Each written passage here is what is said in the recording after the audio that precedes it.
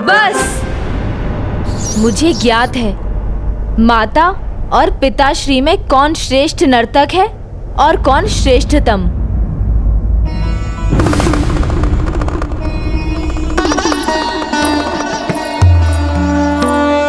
प्रणाम पिताश्री। प्रणाम माता। अच्छा पुत्र, मैं भी तो सुनूं। तुम्हारे अनुसार कौन सर्वश्रेष्ठ है? ये किस दुविधा में उलझ गया मैं। अब माँ और पिताश्री सामने हैं। मैं किसे श्रेष्ठ कहूँ और किसे श्रेष्ठतम? कहो गणेश, संकोच कदापि मत करो। तुम्हारी माँ को कदापि बुरा नहीं लगेगा। हाँ पुत्र, सत्य अप्रिय हो तो भी तुम्हारे पिताश्री को कदापि बुरा नहीं लगेगा। अब तुम्हें हमें ये सत्य बताना है कि हम दोनों में से कौन सर्वश्रेष्ठ नर्तक है, मैं या तुम्हारे पिताश्री? हाँ गणेश, स्पष्ट कहो, निसंकोच कहो। मैं कुछ ऐसा ना कह दूं जिससे माँ और पिताश्री क्रोधित हो जाएं। मुझे कुछ युक्ति सोचनी होगी।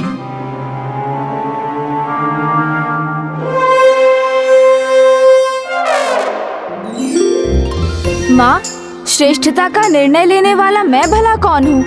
इसका निर्णायक तो संपूर्ण जगत को होना चाहिए। मैं कैसे कह दूं कौन है सर्वश्रेष्ठ नर्तक? पुत्र, तुम्हारे कहने का अर्थ मैं समझ गई और इसका निर्णय तो प्रतिस्पर्धा से ही स्पष्ट होगा। स्वामी, कदाचित इसमें आपको भी कोई आपत्ति नहीं होगी, क्योंकि इसके बाद संसार को ये स्पष्ट हो जाएगा कि नृत्य में सर्वाधिक कुशल कौन है। यदि आपको स्वीकार है तो भला इस प्रस्ताव को मैं कैसे नकार सकता हूँ। अपितु मैं तो आतुर हूँ संसार को नृत्य कला और कुशल नर्तक दोनों का परिचय देना चाहता हूँ। नृत्य के लिए माँ के चरण बढ़ाते ही इन योद्धाओं के जन्म का निर्धारण हो गया था।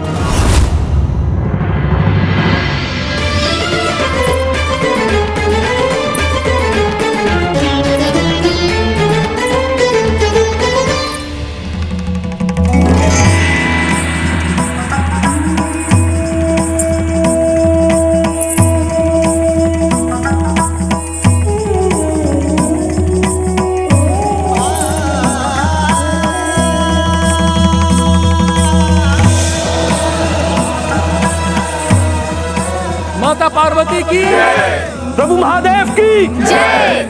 माता पार्वती की जय। माता पार्वती की जय। फिर वो नृत्य आरंभ हुआ। इस नृत्य में पिताश्री शिव शंकर के डमरू के नाद के श्रवण से ऋषि पाणिनि को महेंद्र सूत्र नाम की 14 ध्वनियों की रचना की प्रेरणा प्राप्त हुई, जो संस्कृत व्याकरण का आधार बने।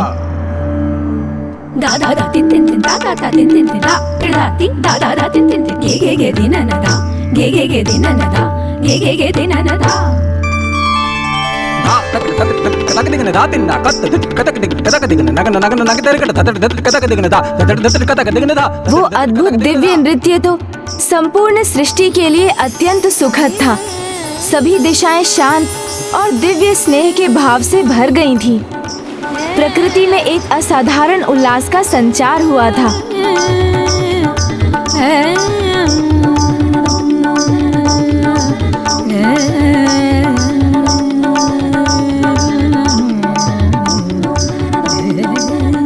और फिर ऐसा प्रतीत होने लगा जैसे माँ और पिताश्री दो नहीं, एक ही हैं।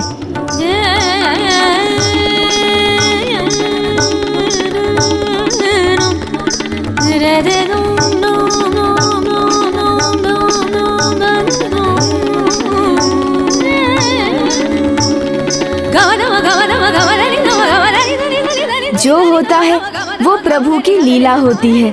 उनके इस नृत्य में एक क्षण ऐसा भी आया जब माँ की पायल टूट गई और सभी 9 घुंघरू छिटककर इधर उधर बिखर गए।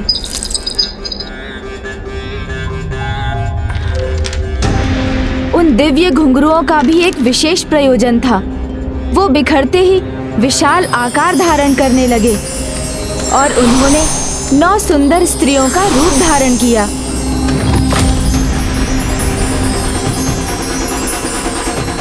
पिता श्री महादेव अभी भी नृत्य के आवेग में थे। तभी उनके मस्तक से श्वेत के कुछ कण गिरे। माँ के घुंघरुओं से उत्पन्न उन 9 स्त्रियों ने अपने हाथों में पिता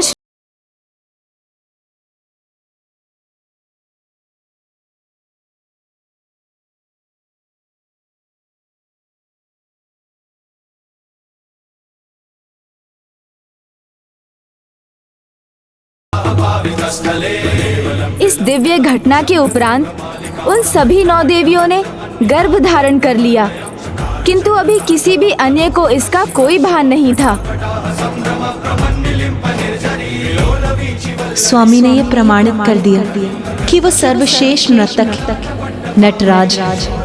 मैं तो मात्र माध्यम हूँ देवी। आप स्वयं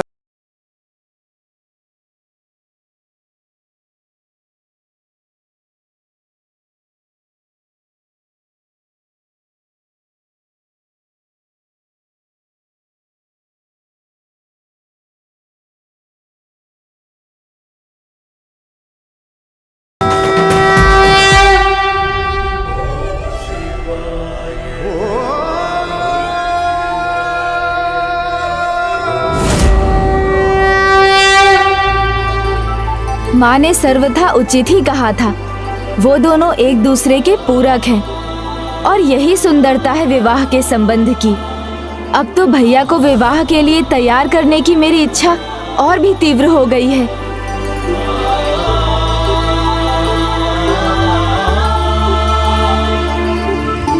गणेश, क्या हुआ?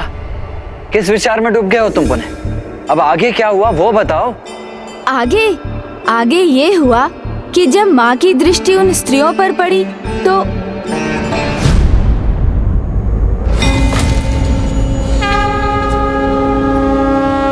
माँ के मुख का भाव क्यों बदल रहा है? वो अचानक क्रोधित क्यों हो उठी?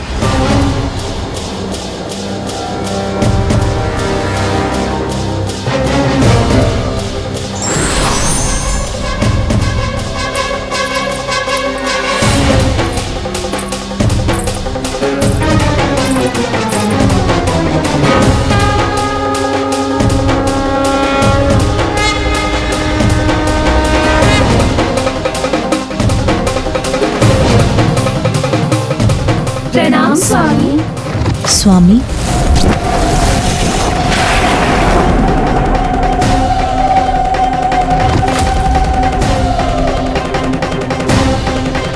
मेरे स्वामी को अपना स्वामी कैसे कहा आप सभी ने?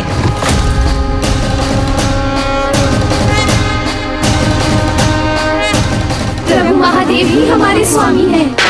अभी कुछ ही क्षण पहले उन्हें देखते देखते ही हमारा जन्म हुआ।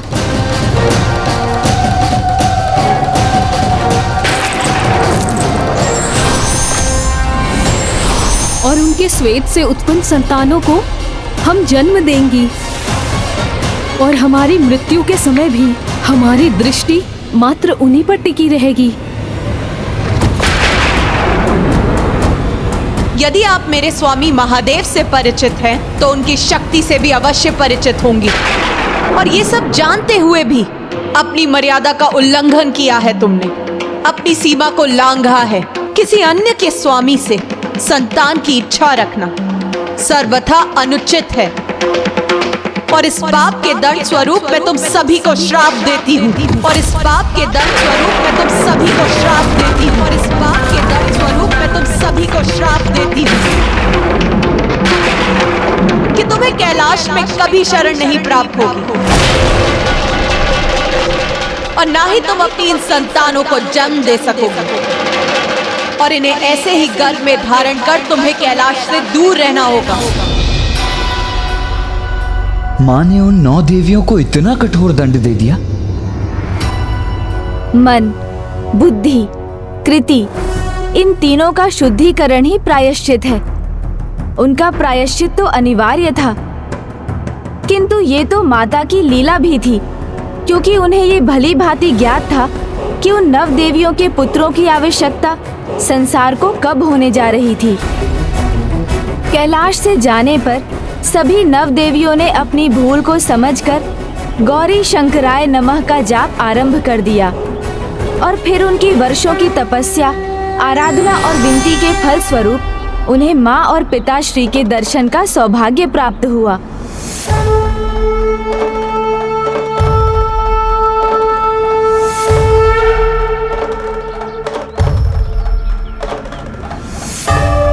प्रभु, माता, बहुत बड़ी भूल हुई है हमसे। जन्म होते ही माया जंजाल ने हमें ग्रस्त कर लिया। हमें क्षमा कर दीजिए माता, और अपने शाप से मुक्त करने की कृपा कीजिए। प्रायश्चित से प्राणी नवजात हो जाता है। नवजात अर्थात सभी दोषों से रहित, पवित्र। तुम सभी का प्रायश्चित पूर्ण हुआ, किंतु मैं तुम्हें श्राप से मुक्त नहीं कर सकती। किंतु तुम्हारी भक्ति के कारण मैं उसकी अवधि कम अवश्य कर सकती हूँ। संसार में घटने वाली कोई भी घटना अकारण नहीं होती। उसके पीछे कोई न कोई उद्देश्य अवश्य छिपा होता है। जैसे तुम सभी का उत्पन्न होना, श्रापित होना, उसके पीछे एक महत्वपूर्ण उद्देश्य था। तुम सभी के मुख पर जिज्ञासा का भाव ये बता रहा है कि तुम सब भविष्य जानने के लिए आतुर हो। संसार में जब वो परिस्थिति आ जाएगी जब महाअसुरों का आतंक अपने चरम पर होगा, तब उनका अंत करने के लिए मेरे पुत्र देव सेनापति कुमार कार्तिकेय को अकेले युद्ध भूमि में जाना पड़ेगा। तब तुम्हारे पुत्र ही जन्म लेकर देव सेनापति के मुख्य सहायक बनेंगे और अपने जन्म को सार्थक करेंगे। धन्यवाद। और आज जब उस मायावी आसुरी पर्वत ने देवसेना के 7 देवताओं को निगल लिया, तो आप क्षण भर के लिए अकेले रह गए थे भैया। तभी इन सभी का जन्म हुआ।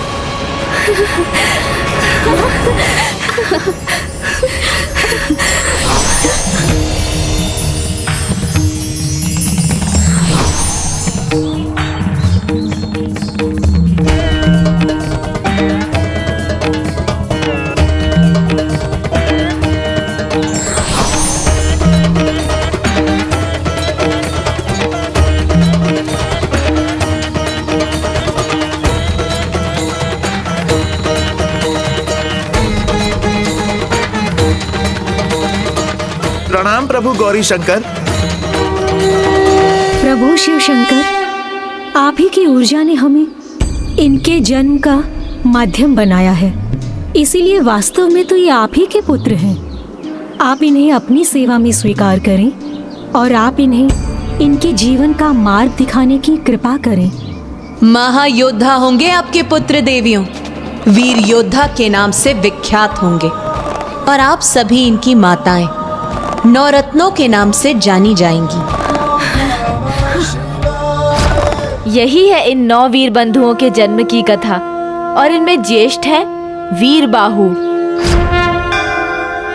अर्थात मैंने अपने 9 सिंहास्त्र से अपने ही भ्राताओं पर वार कर दिया। भैया, मैं समय चक्र को पीछे ले जाकर पुनः इस घटना को यथावत कर दूंगा।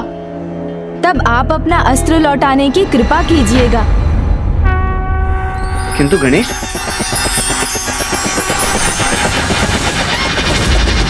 लीजिए भैया, मैं समय को पीछे ले जा चुका हूँ। अब आप यथाशीघ्र अपने 9 सिंहास्त्र को लौटा लीजिए। अनुज गणेश, न मेरे अस्त्रों को लौटाया जा सकता है, न ही उन्हें रोका जा सकता है।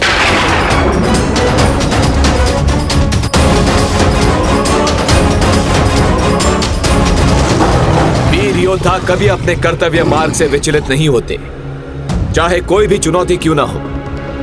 हमें देव सेनापति कुमार कार्तिकेय तक पहुंचना ही होगा।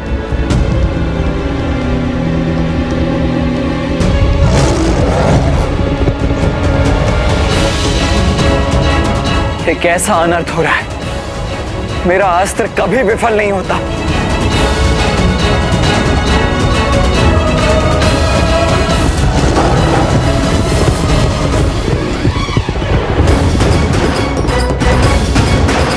भैया, अपने सामने वाली शिला पर चढ़ जाइए।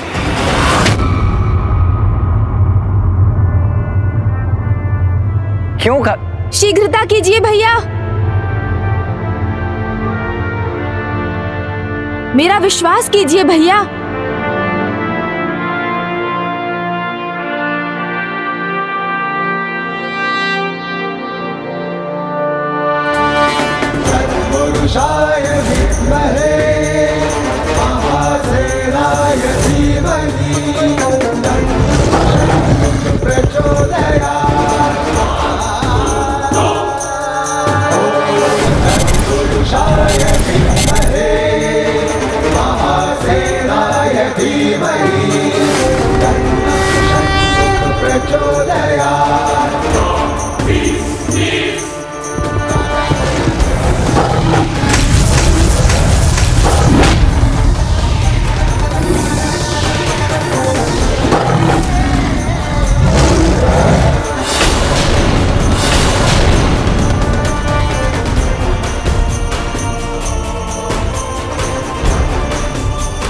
स्वामीनाथ की जय।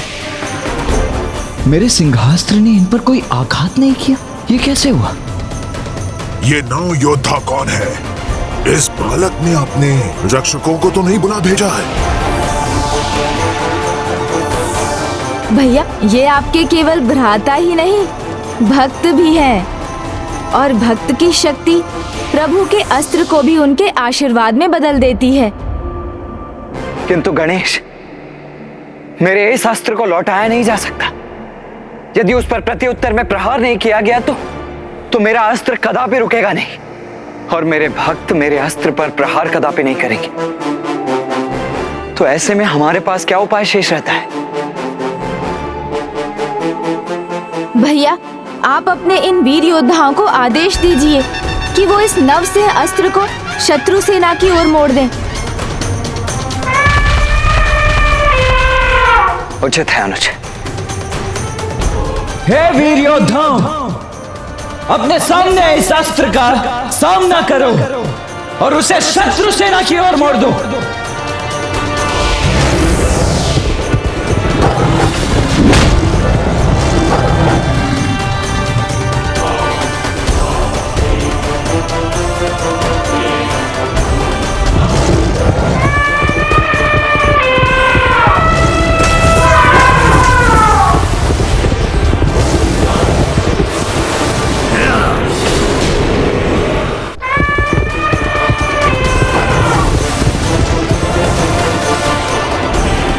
अद्भुत, महापराक्रमी योद्धा हैं ये बंधु तो। देव सेनापति कुमार कार्तिकेय की, देव सेनापति कुमार कार्तिकेय की, देव सेनापति कुमार कार्तिकेय की। इनका ये जय घोष तो शीघ्र इनकी पराजय के स्वर में बदल जाएगा। मुझे इनका सामना करने दीजिए, मैं अभी नहीं मिटा दूंगा। नहीं, जिन्होंने गजमुखन को चुनौती दी है, उन्हें गजमुखन के हाथों ही मृत्यु को प्राप्त होना चाहिए। जब तक मैं आदेश ना दूं, हमारे बीच में कोई नहीं आएगा। उचित है।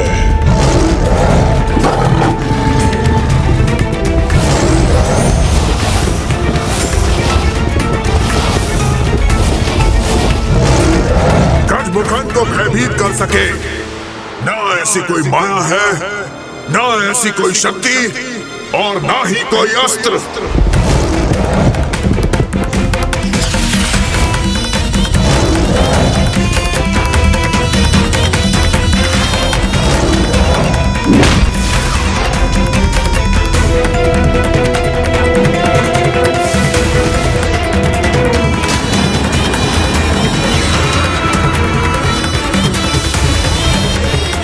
अब आक्रमण मैं करूंगा और तुम सब अवश्य आहत होगे।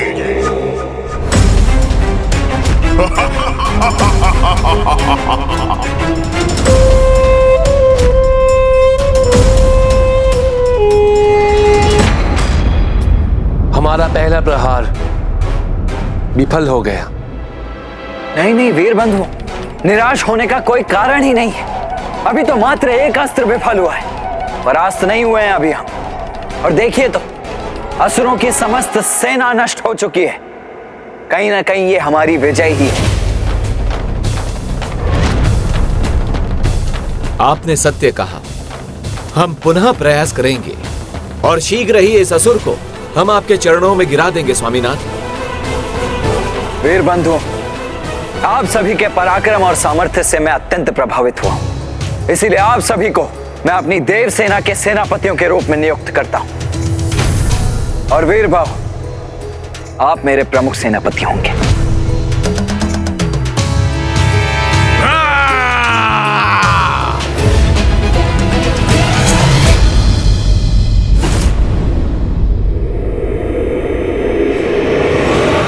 तैयार हो जाइए, यह पुनः आक्रमण की सूचना है। सूचना है, किंतु आक्रमण की नहीं, तुम्हारी मृत्यु की।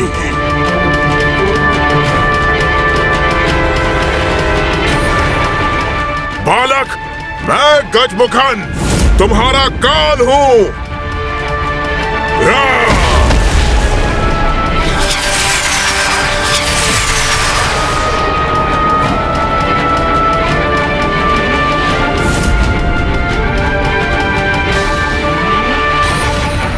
युद्ध के लिए आतुर हो रहा है, तभी इसने यहाँ युद्ध भूमि का निर्माण कर दिया है। अब कोई तुम्हारी रक्षा नहीं कर सकता।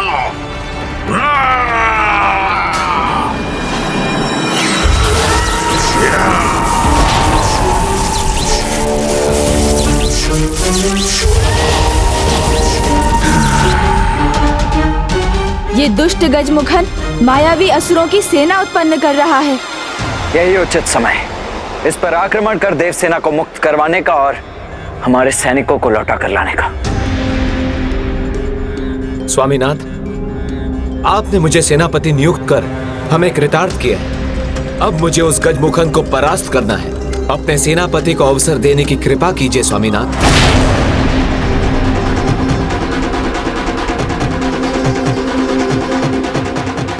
हम अपने सामर्थ्य से इसे परास्त कर अपनी योग्यता प्रमाणित करने के इच्छुक हैं। हम पर विश्वास कीजिए स्वामीनाथ।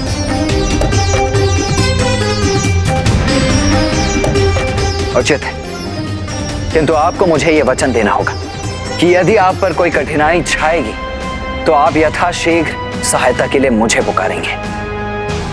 आपकी आज्ञा का पालन अवश्य होगा प्रभु, और हमारा प्रयास होगा कि उस गजमुखन को लेकर आपको चिंता करने की कोई आवश्यकता ना पड़े। भ्राताओं, अपने अस्त्र धारण करो।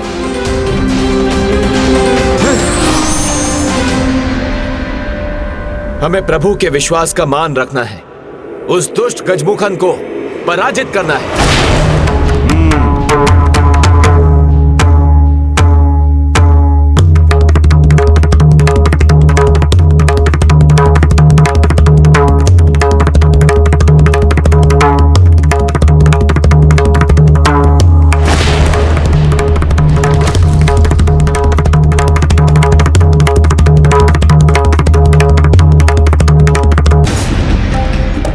भ्राताओं, अपने अस्त्र धारण करो।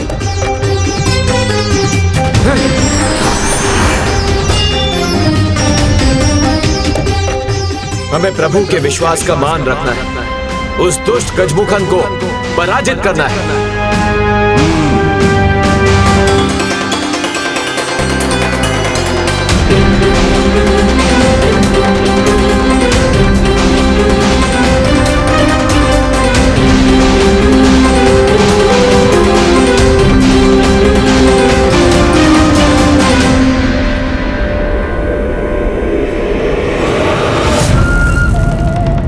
गजमुख, देवताओं को और उस बालक को जो देवताओं का सेनापति बना हुआ है, उन्हें बंदी बनाकर अभी तक लौटा क्यों नहीं है?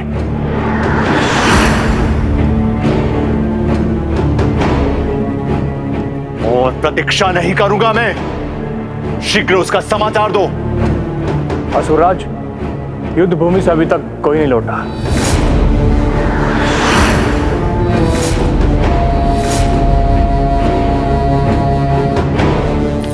जाओ और जाकर ज्ञात करो क्रोच पर क्या घटित हो रहा है। जो बीत चुका है उसे ज्ञात करने की कोई आवश्यकता नहीं है।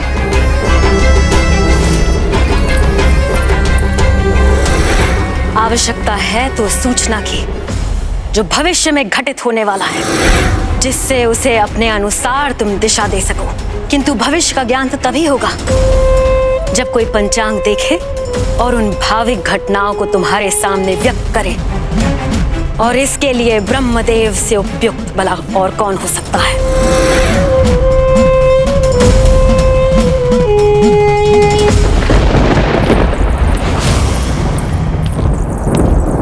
माता के सुझाव का पालन अवश्य होना चाहिए। जो मैं करूंगी ज्येष्ठ। ब्रह्मदेव को आपके सामने प्रस्तुत होने पर विवश कर दूंगी।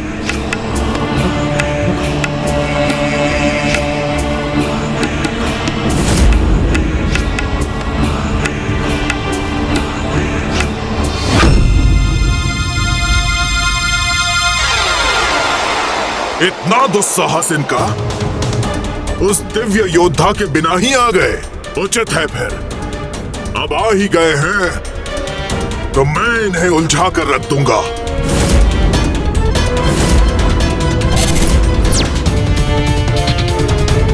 आक्रमण!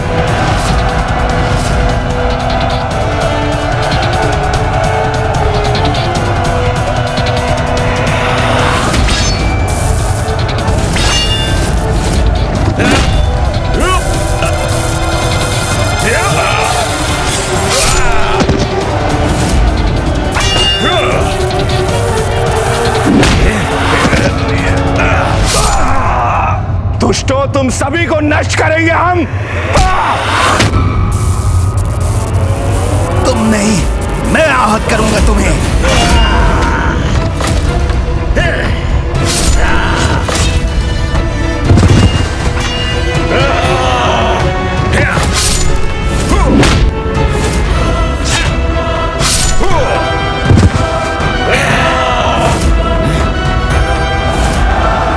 मेरे भ्राताओं के अस्त्रों के समान मेरा गदा इन असुरों का संहार करेगा।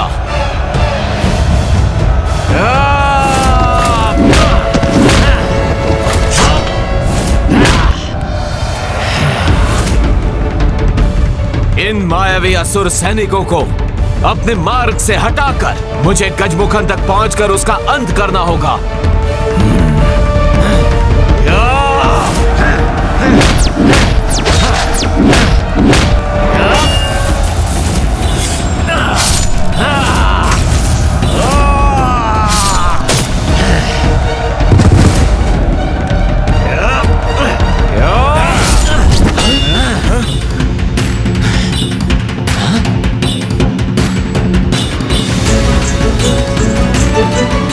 ये क्या?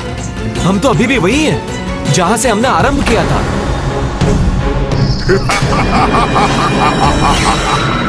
आरंभिक स्थान ही अंतिम स्थान बनेगा तुम्हारा। इस माया का स्रोत तो वो गजमुखन है। वो मिटेगा तभी ये माया भी मिटेगी।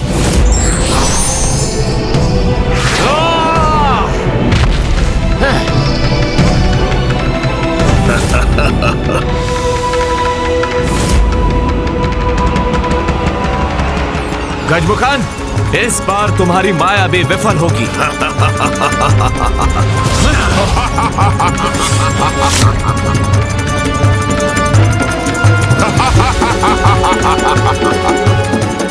व्यर्थ हो गया मेरा प्रहार।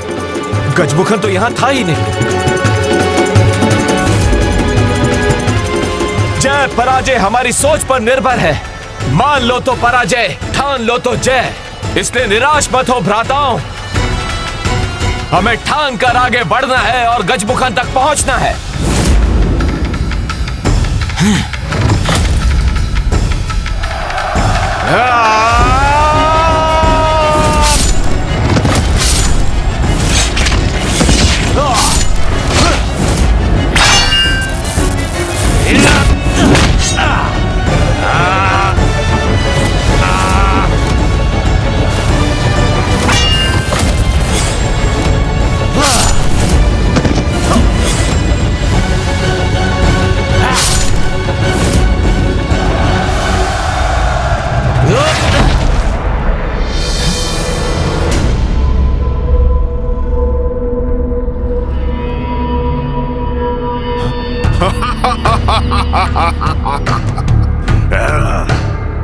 ये तो जैसे अभेद माया चक्र है, जितना आगे बढ़ते हैं उतना ही पीछे रह जाते हैं। गजमुखन के तनिक निकट भी नहीं पहुंच सके हम। और कितने समय इसी प्रकार का व्यर्थ युद्ध करते रहेंगे हम? कदाचित गजमुख सर्वप्रथम उन्हें थकाना चाहता है। नहीं देवराज, इसके पीछे तो अवश्य ही कोई बहुत बड़ी योजना है, कोई और ही कारण है। इस दुष्ट गजमुखन ने स्वयं को अपनी माया से सुरक्षित किया हुआ है। जब तक माया का वो चक्र नष्ट नहीं होता, वीरबाहु उस तक कदापि नहीं पहुंच सकेगा। और यदि ऐसा ही रहा तो भैया कार्तिकेय अपनी इस यात्रा पर आगे नहीं बढ़ सकेंगे। फिर मैं उन्हें विवाह के लिए कैसे तैयार करूंगा? तो प्रभु, क्यों ना हम ही आगे बढ़कर इन वीर बंधुओं की सहायता करें? भैया के आदेश के विरुद्ध जाकर? नहीं मूषक जी, क्या आपको भैया के क्रोध का अनुमान नहीं? मुझ तक कभी नहीं पहुंच सकते ये मूर्ख, किंतु अति शीघ्र इनकी मृत्यु इनके निकट पहुंच जाएगी।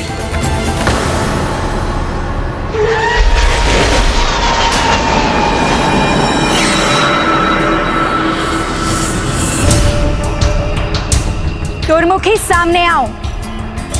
मैं तुम्हारे लिए ऐसा कार्य लाई हूँ जिसमें तुम्हें बहुत आनंद आएगा। बोलो अजामुखी, क्या कार्य है? देवताओं का पीछा करने में तुम्हें बहुत आनंद आता है ना? और मैं तो तुम्हें देवियों को ढूंढने का कार्य देने जा रही हूँ। इसमें तो आनंद ही आनंद होगा। कहो, किस देवी को ढूंढना है? इंद्र की पत्नी देवी शची और पुत्री देवसेना। तुम उन्हें ढूंढ कर लाओ, मैं ब्रह्मदेव को ढूंढती हूँ।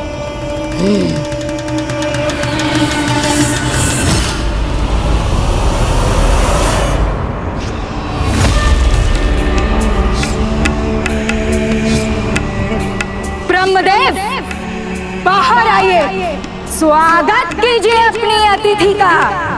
देखिए, किसका आगमन हुआ है आपके द्वार पर। आप पर छाया वो भयंकर संकट जिसकी आपने कल्पना भी नहीं की होगी।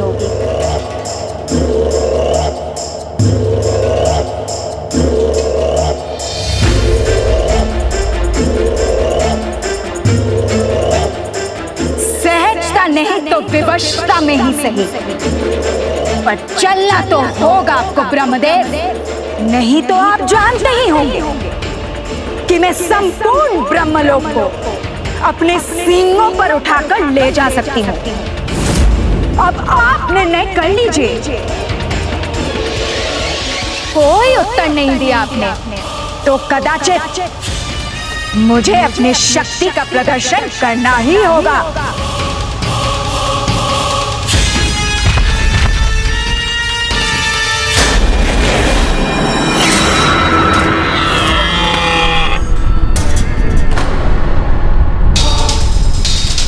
कौन है ये जिसमें ब्रह्मलोक का संतुलन बिगाड़ने का सामर्थ्य है?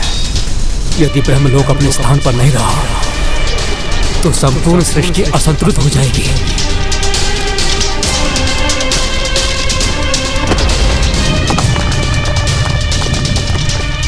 नहीं, मैं इस संकट को पृथ्वी तक कदापि नहीं पहुंचने दूंगा। रुको, मत करो ये अनर्थ।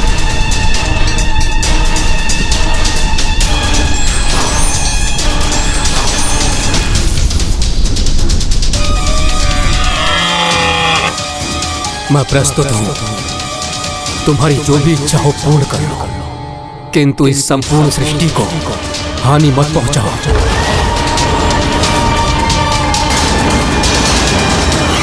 ये कैसा स्वभाव है आप देवताओं का?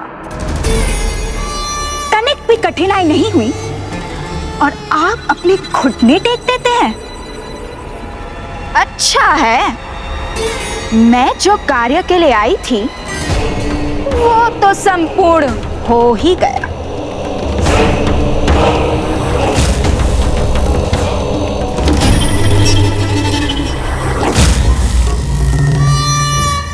आनंद तो अब आएगा। पीछे हटो दुष्ट असुर।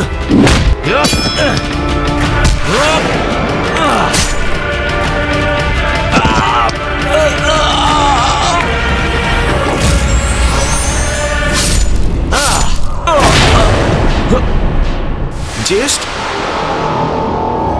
ये मुझसे क्या हो गया? मुझे क्षमा कर दीजिए। स्वयं को दोष ना दे। ये माया जाल है जिसका उपयोग उस दुष्ट ने इस युद्ध में किया है। हमें इस माया को रोकने के लिए कोई उपाय करना होगा।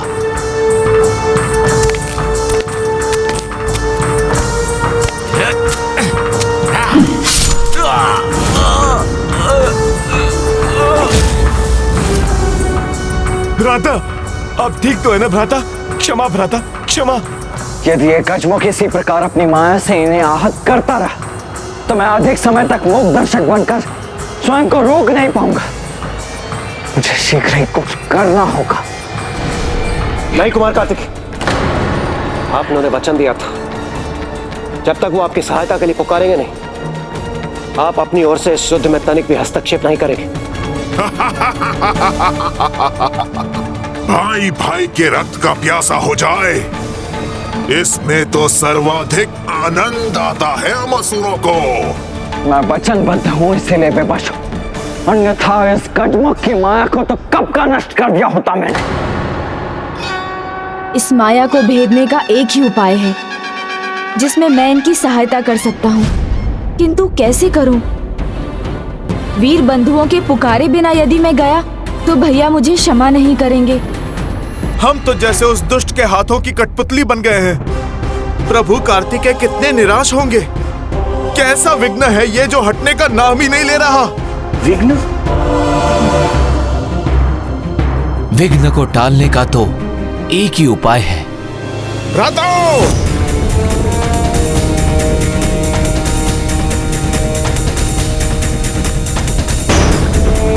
अब समस्या समझ गया मैं। इस युद्ध के आरंभ में हमने प्रथम पूज्य विघ्नहर्ता गणेश जी का स्मरण जो नहीं किया है, इसीलिए विघ्न संकट बनकर हमारे सामने खड़ा है। किंतु अब हम क्या करें?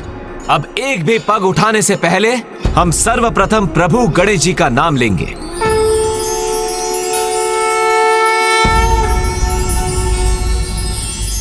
ओम विघ्नहर्ता श्री गणेशाय नमः। ओम विघ्नहर्ता श्री गणेशाय नमः।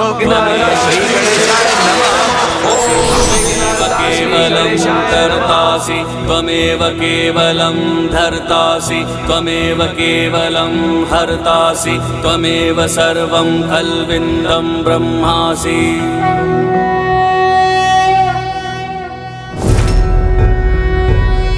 प्रभु, यहाँ?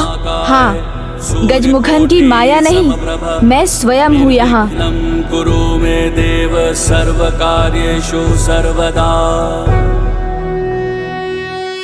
मैंने तो गणेश से स्पष्ट रूप में कहा था कि उसे युद्ध में भाग लेने की अनुमति कदापि नहीं, किंतु फिर भी वो वहां क्यों चला गया? माया की शक्ति को एकमात्र भक्ति से ही भेदा जा सकता है वीरबाहु। और तुम्हें भक्ति भाव से किसका स्मरण करना है ये तो तुम्हें भली भांति ज्ञात है।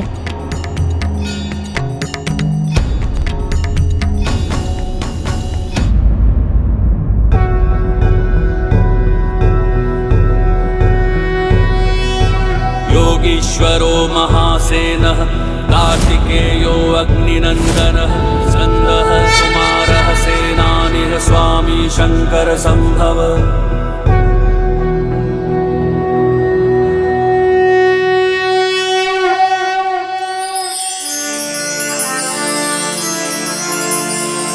इस गजमुख की माया के अंत का समय अब आ गया है।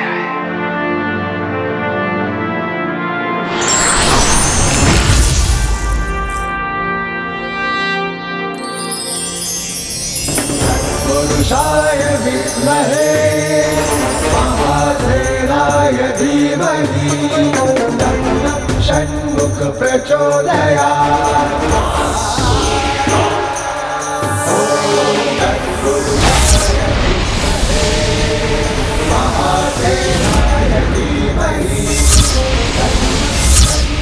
प्रचोदयात्।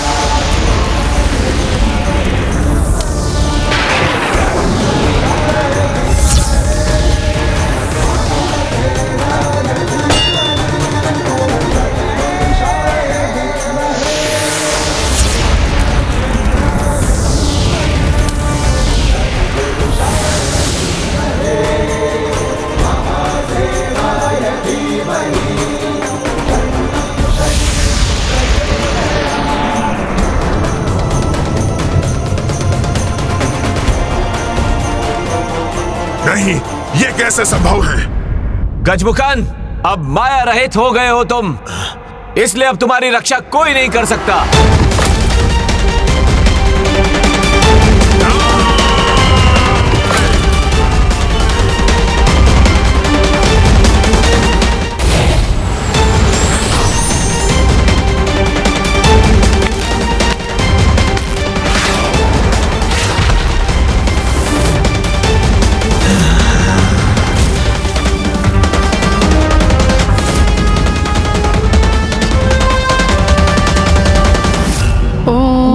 नमः शिवाय। ओम नमः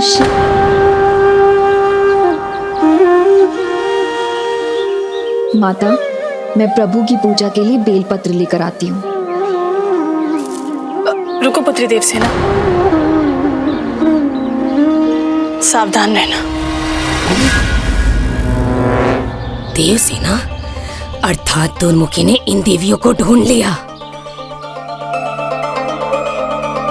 माता, आप चिंता न कीजिए, प्रभु के आशीर्वाद के रूप में स्वयं प्रभु मेरे साथ, हमें कुछ नहीं होगा।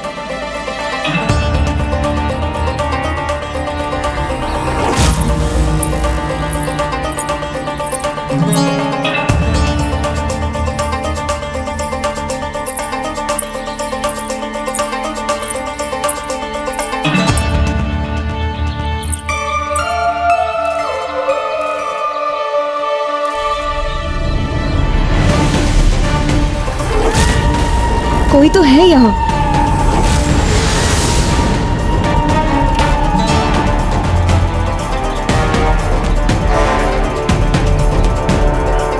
पर यहाँ तो कोई नहीं है।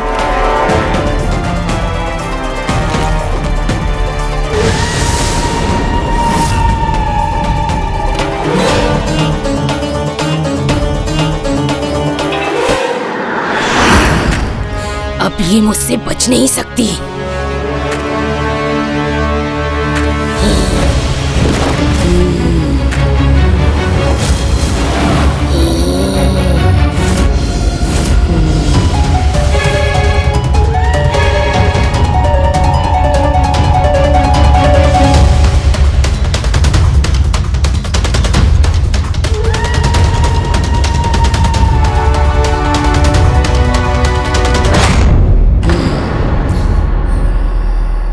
तुम सभी इसको पकड़ो, मैं इंद्र की पत्नी सची को लेकर आती हूँ।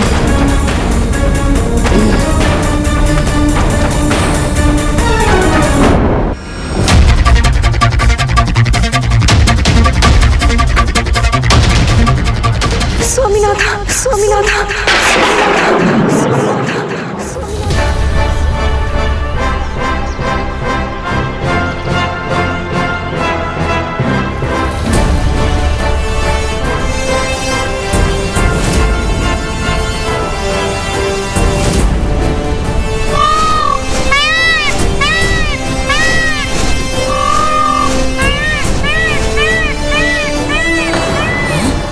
ये मयूर का स्वर कहाँ से आया?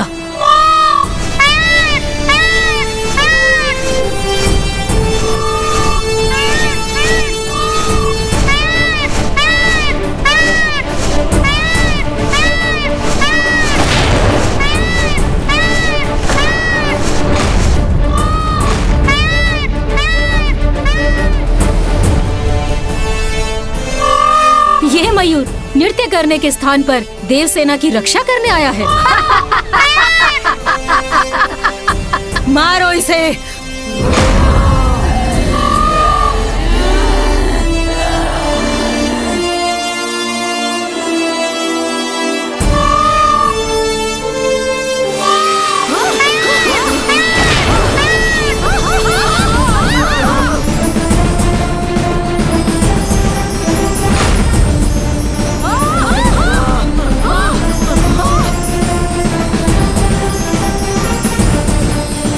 कदाचित मुझे अजामुखी को यहाँ लेकर आना चाहिए।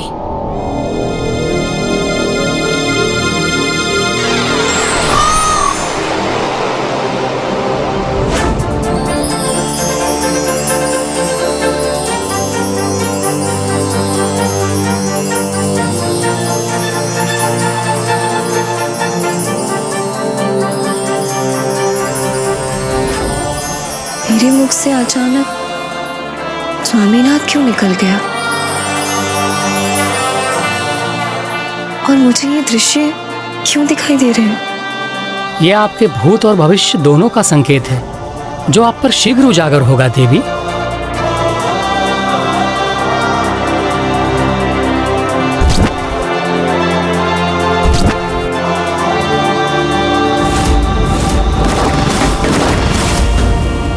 ये कौन है जिनके दृश्य मुझे बार बार दिखाई पड़ते हैं? क्या संबंध है मेरे वर्तमान का इन दृश्य?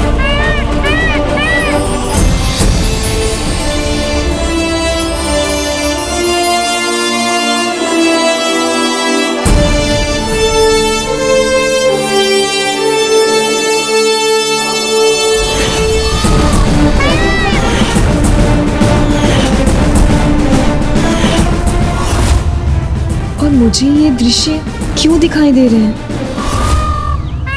मयूर,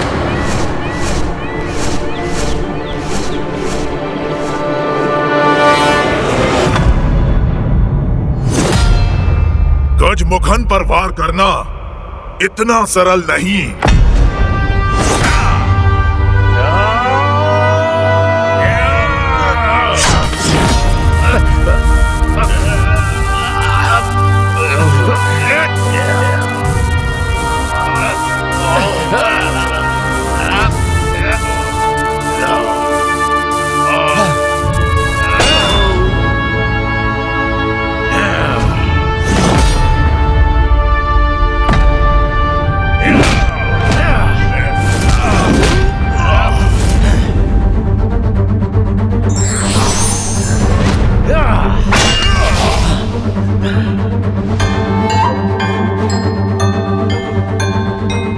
इन वीर बंधुओं का पराक्रम तो सत्य में सराहनीय है। मायावी नहीं, वास्तविक युद्ध करना होगा तुम्हें। इतना साहस है तुम्हें गजमुखन? दुस्साहस कर रहे हो तुम, जिसका दंड तुम्हें मैं देकर ही रहूंगा।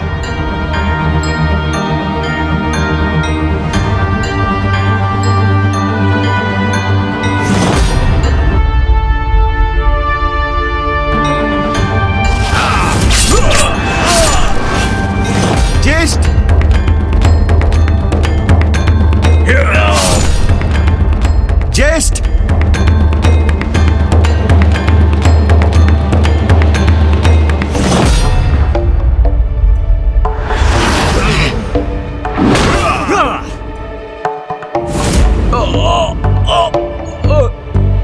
कोई नहीं आएगा बीच में।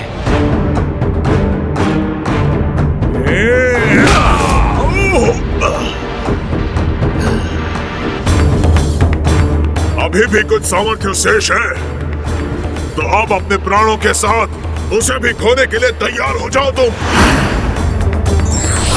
इस बार मैं तुम्हारे वार के लिए तैयार हूं गजमुखन।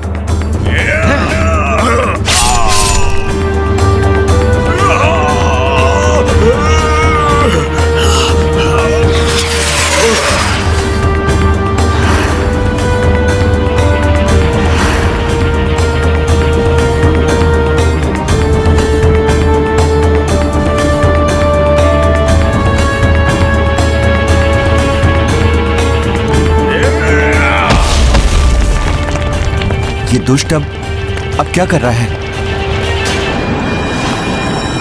ये दुष्ट अपनी दुष्टता से नहीं चूकते। इस दुष्ट गजमुख ने पुनः अपने मायावी पर्वतों का आवाहन किया।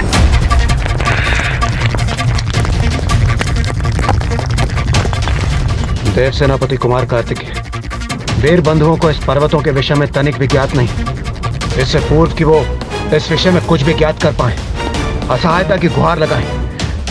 ये असुरी मुख इन्हें अपने मुख में निगल लेगा।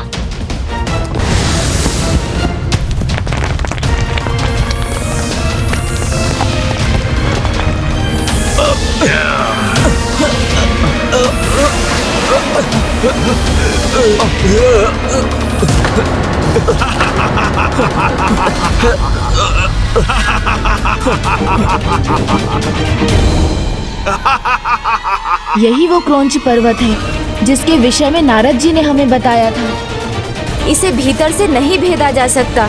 इसे बाहर से नष्ट करने के लिए अब तो भैया कार्तिकेय को इस युद्ध में उतरना ही होगा।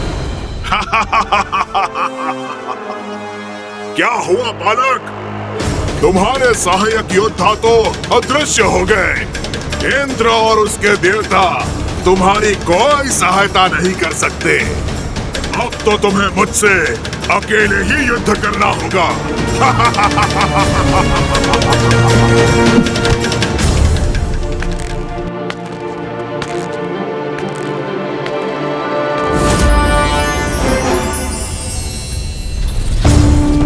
शीघ्र बताए ब्रह्मदेव, क्या लिखा है इस पंचांग में?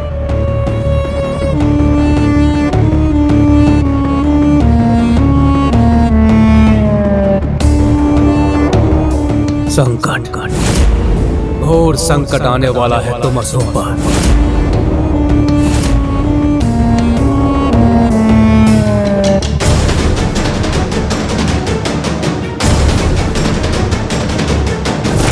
युद्ध नहीं, क्रीड़ा है ये मेरे लिए, और इस क्रीड़ा का अंत मैं ही करूंगा, शीघ्र।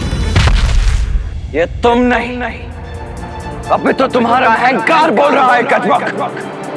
तुम्हारा ये अहंकार ही तुम्हारे सर्वनाश का कारण बनेगा।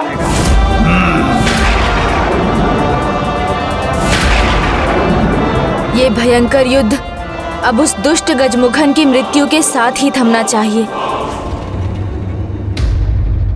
9 योद्धा भेजे थे तुमने, सभी क्रौंच पर्वत में बंदी बने हैं।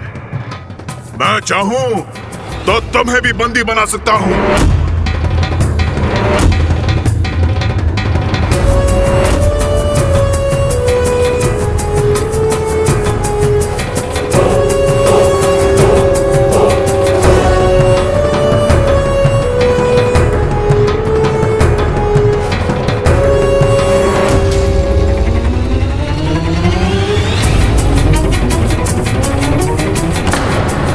अब इस गुफा को भीतर से ही भंग करेंगे हम।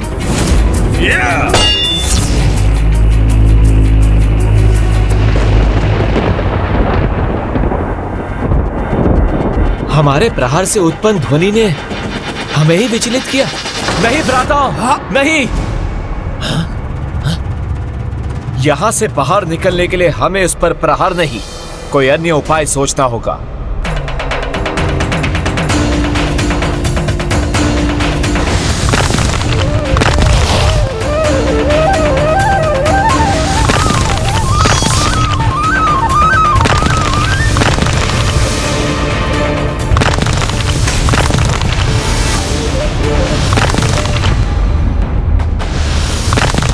यहाँ तो सब कुछ मायावी प्रतीत हो रहा है।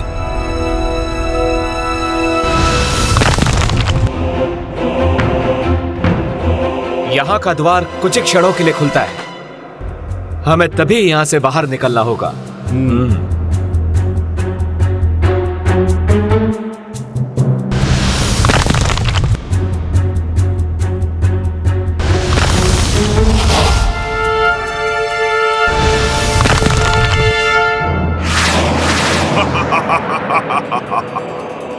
तुम्हारे योद्धा क्रौंच के भीतर तो प्रवेश कर गए हैं, किंतु वो बाहर नहीं आ पाएंगे। दुर्भाग्य है उनका, वो इस सत्य को नहीं जानते। वो जितना प्रयास करेंगे, क्रौंच उनको अपनी उतनी ही अंधेरी गुफा में ले जाएगा, जहां होगा संकटों का एक और पहाड़।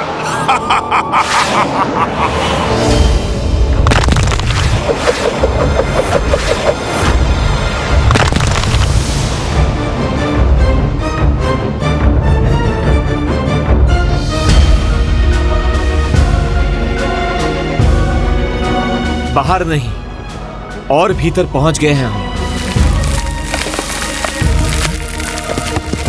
सावधान भ्राताओं, स्वयं को सुरक्षित करो।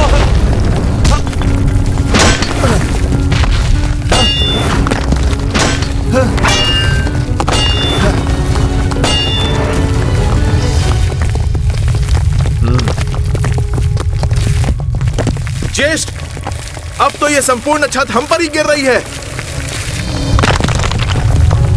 हमें यहाँ से लौटना होगा, किंतु उसके लिए इस द्वार का खुलना भी अनिवार्य है।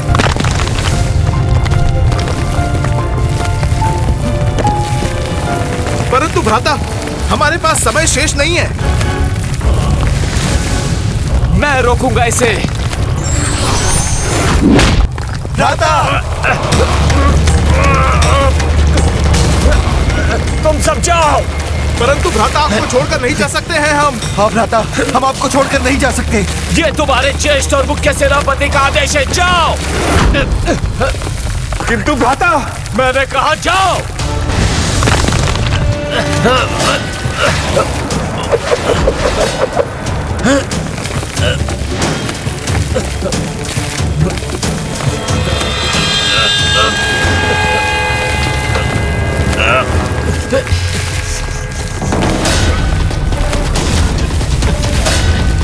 जय स्वामी कार्तिकेय।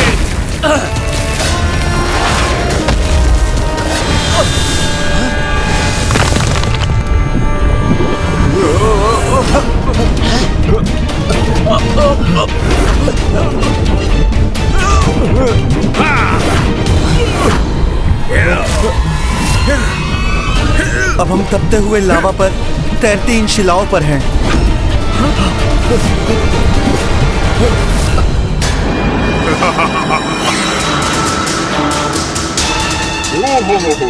भयभीत हो गए?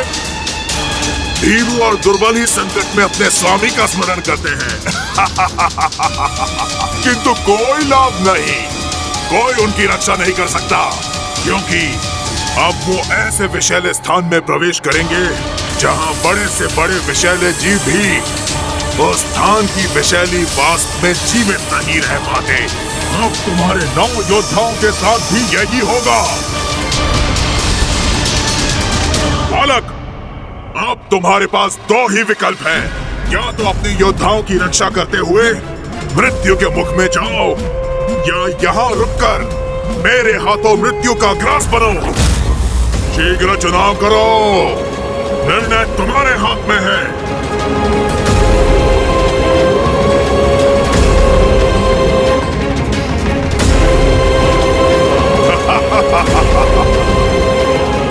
कहीं वो उस लावा कक्ष में तपते लावा में डूबने वाले तो नहीं?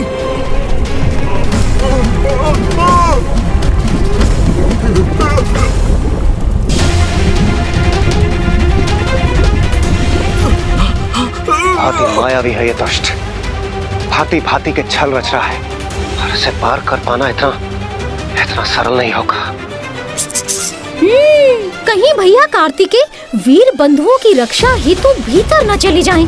आप ही ने कहा था ना, इस क्रौंच पर्वत को भीतर से नहीं भेदा जा सकता, फिर वो भीतर न उलझ जाएं। भैया उचित चुनाव करें, यही आशा तो मुझे भी है।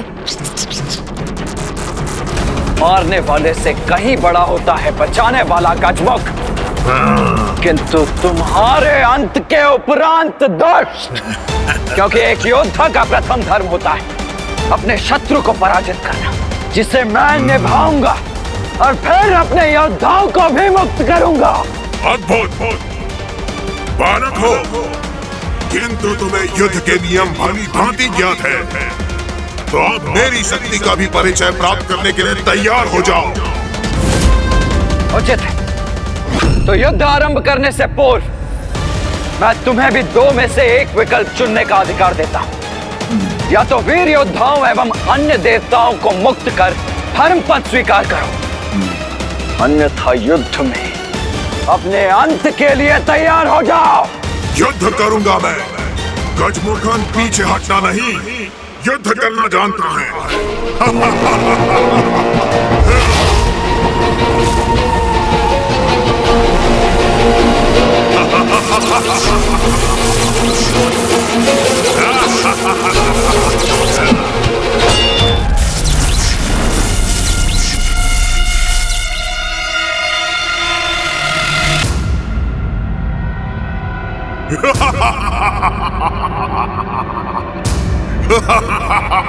ये दुष्ट इस रेखा को खींचकर हम दोनों के मध्य की दूरी बढ़ा रहा है, किंतु फिर भी मेरे वार से नहीं बच पाएगा ये, खुदा भी नहीं।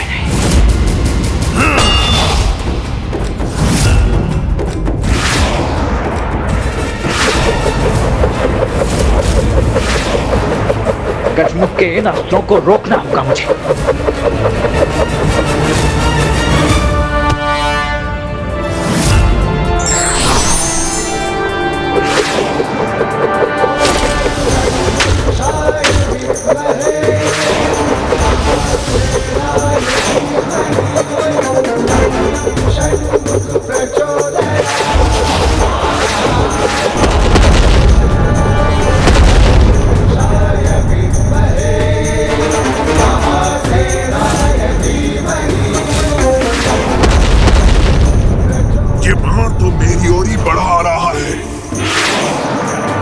इसे बालक समझना भूल थी मेरी।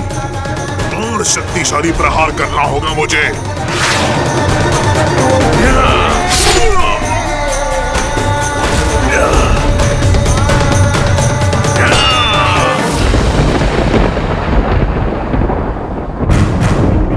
इतनी दुर्भावना असुरों के प्रति कि सत्य देखने में आप असमर्थ हो गए ब्रह्मदेव। काल की बात कर रहे हैं आप, जबकि हमने देवताओं को ही नहीं स्वयं देवराज इंद्र के पुत्र को अपना सेवक बनाया है। और स्वयं आप भी तो हमारे समक्ष प्रस्तुत होने पर विवश है ब्रह्मदेव। असुर सम्राट, बंदी देवता, देवराज के पुत्र आपकी इच्छा के बंदी है।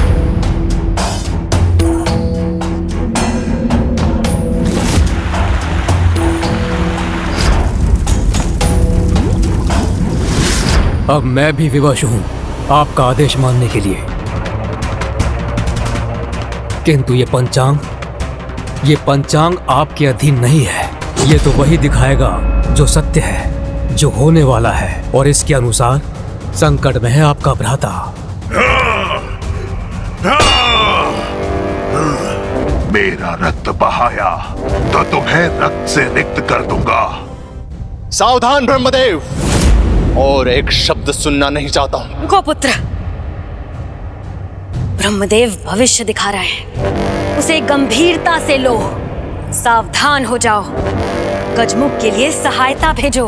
किंतु मां, स्वयं नारायण को विवश करने वाले मेरे पराक्रमी भ्राता और आपके शक्तिशाली पुत्र गजमुख को किसी की सहायता की क्या आवश्यकता है?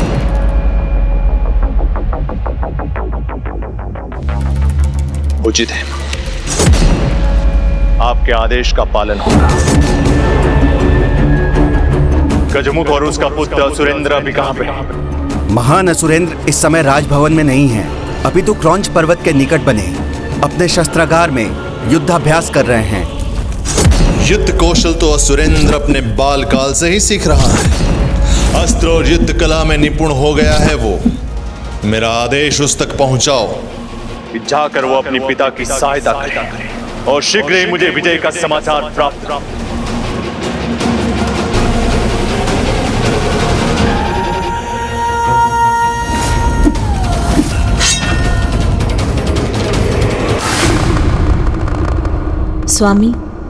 स्वामी, मैं अपने पुत्र के विवाह को लेकर अति उत्साहित थी, और मैंने तो अपने पुत्र वधुओं को भी ढूंढ लिया था, जो पूर्व जन्म से ही उसकी प्रतीक्षा कर रही थी। एक ओर देवराज इंद्र की पुत्री देवसेना है। चिंता मत कीजिए माता, प्रभु कुमार कार्तिकेय स्वयं गए हैं भ्राता जयंत को लौटाने, और वो उसे सुरक्षित वापस लेकर आएंगे।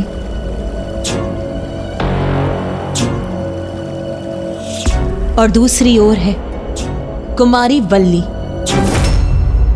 मैं आप दोनों को एक वचन देता हूं कि आपके अगले जन्म में जब सभी परिस्थितियां उचित होंगी, मैं आप दोनों से विवाह अवश्य करूंगा। किंतु वो तो अपने विवाह उत्सव के भाग बनने के स्थान पर युद्ध भूमि में एक महाभयंकर असुर का सामना करने के लिए विवश है। इस छोटे से आघात से तनिक भी विचलित नहीं हुआ हूं मैं। विजय प्राप्त करोगे तुम मेरे विरुद्ध, इसकी आशा त्याग दो बालक। आशा नहीं, अपितु पूर्ण विश्वास है मुझे। विश्वास अच्छा होता है बालक, किंतु अति विश्वास सर्वनाश की ओर ले जाता है।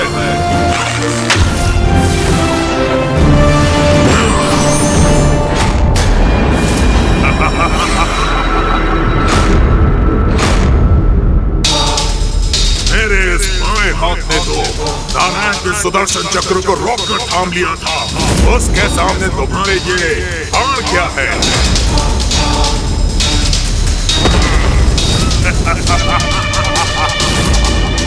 स्वयं तुम्हारे नारायण भी मेरा बाल बांका नहीं कर पाए, तो तुम बालक मुझे क्या हानि पहुंचाओगी?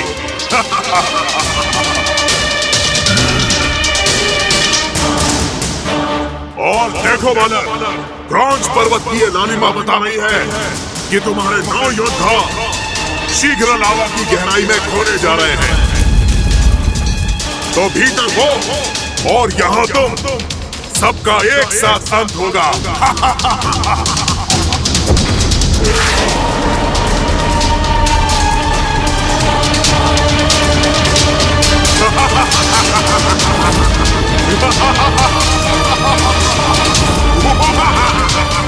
जज्ञात, ये दुष्ट मायावी असुर युद्ध के प्रत्येक चरण में माया का प्रयोग अवश्य करेगा।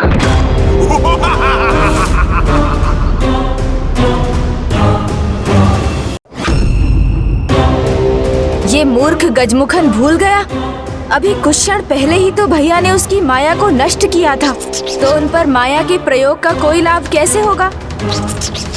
नहीं गजमुख, न तुम्हारी ये माया मुझ पर सफल होगी और न ही वीर बाहु और उसके पराक्रमी वीर योद्धा भ्राताओं का कोई अनिष्ट होगा।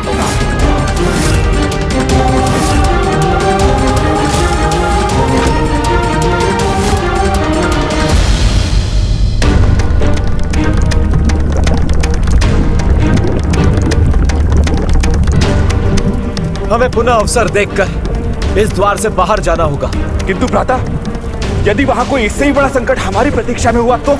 अपने पराक्रम पर विश्वास रखो भ्राता, जब तक श्वास है तब तक हम पराजय नहीं मानेंगे।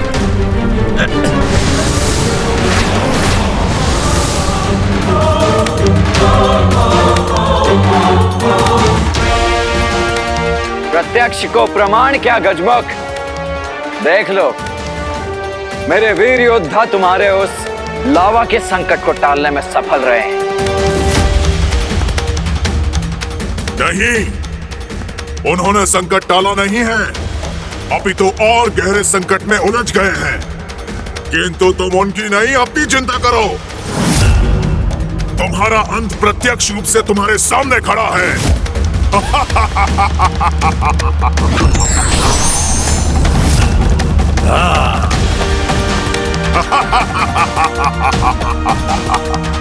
जब मेरी दृष्टि वास्तविक गजमुख पर है, तो मुझे अन्य मायावी गजमुखों की चिंता करने की क्या आवश्यकता है?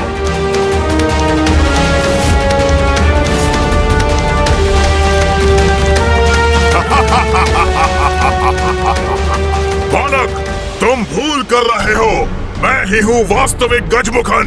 नहीं, मैं हूँ वास्तविक गजमुखन। बालक, मैं हूँ वास्तविक गजमुखन। ये सभी वास्तविक गजमुख से अधिक प्रकाशित है।